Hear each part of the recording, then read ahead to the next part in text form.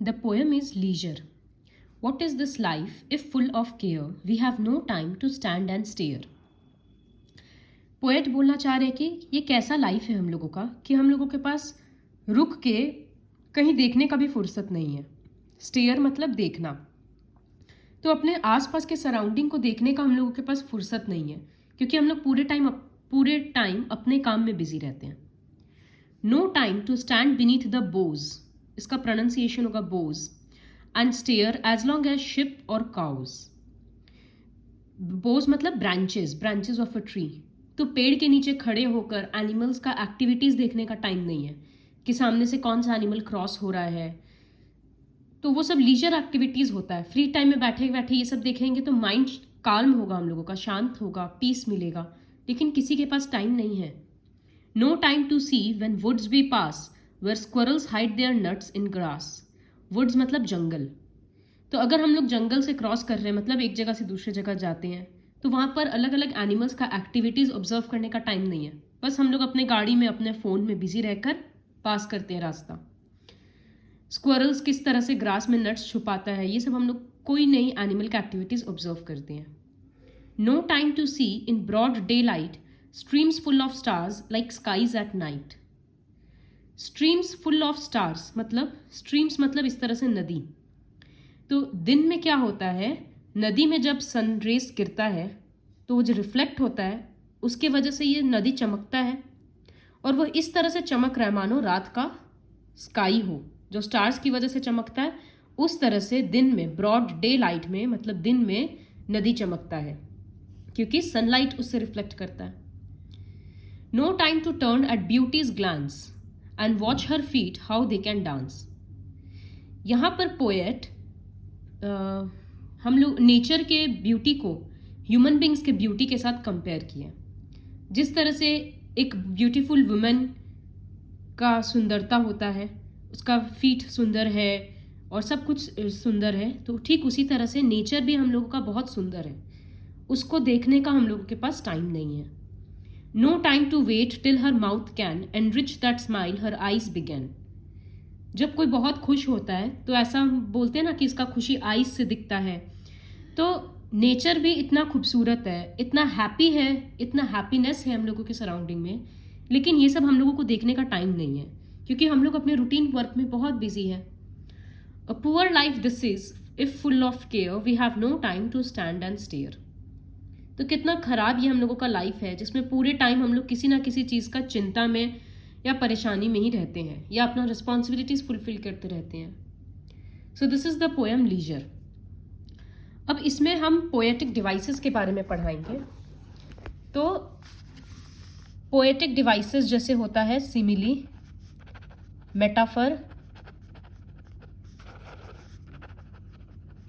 और एक होता है पर्सोनिफिकेशन. तो कंपैरिजन के लिए ये सब यूज़ किया जाता है. सिमिली कंपैरिजन के लिए यूज़ होता है और वर्ड उसमें यूज़ किया जाता है लाइक या फिर एज. जैसे यहाँ पर किया गया है streams full of stars like skies at night. तो यहाँ पर ये जो नदी है उसको किसके साथ कंपेयर किया गया है, रात का स्काई के साथ. और कंपैरिजन के लिए वर्ड क्या यूज़ किया गया है, लाइक. तो इसी वजह से ये हो जाता है सिमिली के कैटेगरी में. ठीक है, उसी तरह से और दिखाएंगे.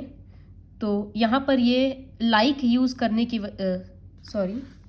यहाँ पर वो लाइक यूज़ करने की वजह से वो बन गया था सिमिली. उसके बाद जैसे ये वाला है no time to wait till her mouth can enrich that smile her eyes began. इस दो लाइन में और इस दो लाइन में watch her feet how they can dance. तो यहाँ नेचर को एक ह्यूमन बींग से कंपेयर किया गया है क्योंकि ह्यूमन बींग्स का फीट होता है वी कैन डांस, बट यहाँ पर बोल रहा है नेचर कैन डांस. तो इस तरह का जो लाइंस होता है जहाँ पर एक नॉन लिविंग थिंग को ह्यूमन बींग के जैसा बताया जाता है, इस टाइप के फिगर ऑफ स्पीच को या पोएटिक डिवाइस को बोलते हैं पर्सोनिफिकेशन. ये सब होता है क्या, ये तीनों को बोलते हैं पोएटिक डिवाइस या फिर फिगर ऑफ स्पीच. तो MCQ में आएगा, एक एक लाइन दे देगा, बोलेगा identify the figure of speech. तो जैसे ये लाइन देगा अगर, तो फिगर ऑफ स्पीच होगा personification. Streams full of stars like skies at night, तो ये होगा सिमिली, क्योंकि यहाँ पर लाइक से कंपेयर किया गया है, लाइक वर्ड यूज करके।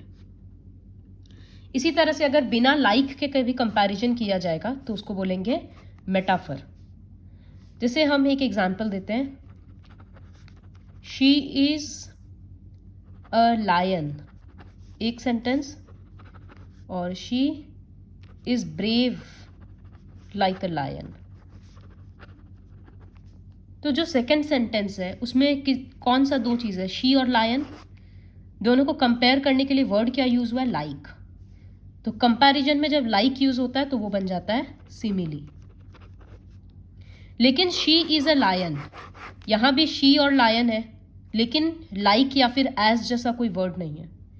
तो जब इस तरह से कंपेयर किया जाता है वो बन जाता है मेटाफर। और पर्सोनिफिकेशन क्या बताए, जब एक नॉन लिविंग थिंग को एक लिविंग बीइंग के साथ कंपेयर किया जाता है या उसका जो लिविंग थिंग बताया जाता है, तब उसको बोलते हैं पर्सोनिफिकेशन। तो ये हो गया पोएटिक डिवाइस। फिर एक होता है राइमिंग स्कीम या राइम स्कीम। वो क्या है पोएम का, देखो केयर एक वर्ड है, इसको अगर हम ए लिख रहे हैं तो जो दूसरा वर्ड है लास्ट में स्टेयर, वो भी उससे राइम कर रहा है, तो इसको भी हम ए देंगे। फिर बोज दूसरा वर्ड है, वो उससे राइम नहीं कर रहा है तो हम उसको बी देंगे। अब बोज के साथ काउज राइम कर रहा है तो इसको भी बी देंगे। तो इस तरह से राइमिंग स्कीम क्या बन गया, A A B B. So the rhyming scheme of the poem is A A B B. इस तरह से पास ग्रास, तो ये बन जाएगा सी सी। पूरा एक पैराग्राफ का किया जाता है।